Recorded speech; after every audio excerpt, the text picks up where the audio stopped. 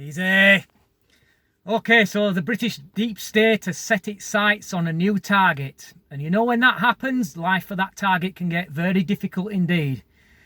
The accusations are relentless, the pressure on them is relentless. The effects of that pressure can be far-reaching. And in this case, it is our Home Secretary, Priti Patel, is that she's been accused of bullying staff, shouting, swearing, unreasonable demands.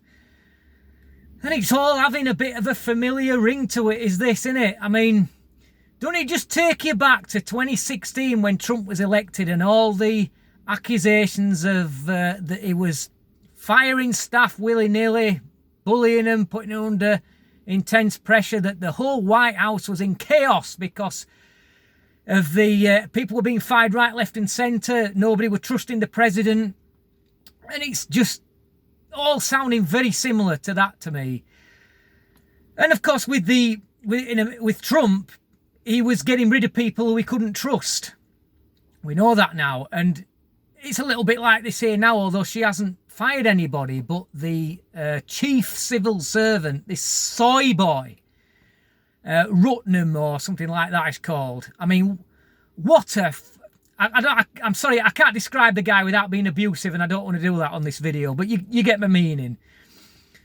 And he's now saying that she's been swearing and shouting at staff. And you know what? I don't believe a word of it, right? Because Priti Patel has been described by other ministers as being an extremely hard-working and dedicated woman who works day and night in order to get things done.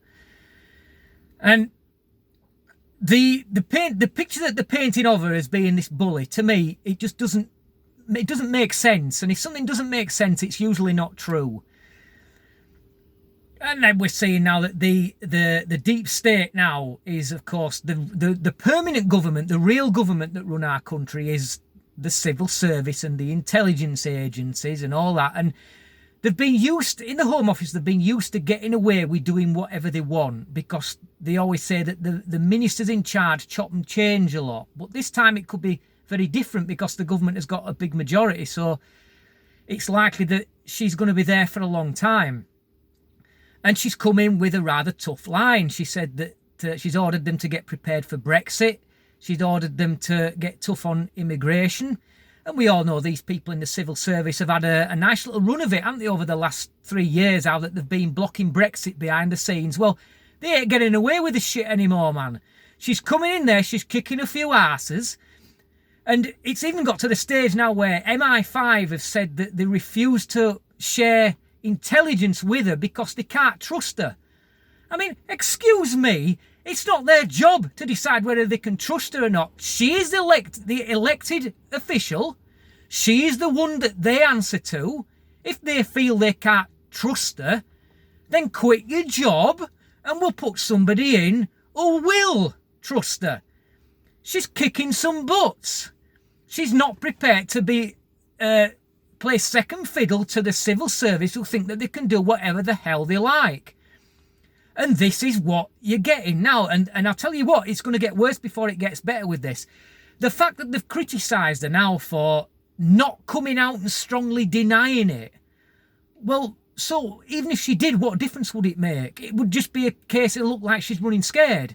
I think that the stance she's taken right now is to not come out denying it, to keep fairly quiet is the best way. Because it stops the rumour mill from going any further.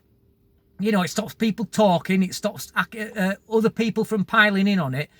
Well, I'll tell you what, this civil service, these people there, if they want to accuse Priti Patel of these kind of offences that they're accusing her of, get some evidence, get some tape. I want to hear these tape recordings that they've got of her swearing and shouting. Let's hear them. Oh, we've got a problem there, haven't we? Because they don't exist. And instead of making an official complaint, and there has been no official complaint being made, and that sets alarm bells ringing for me. That's very telling, is that.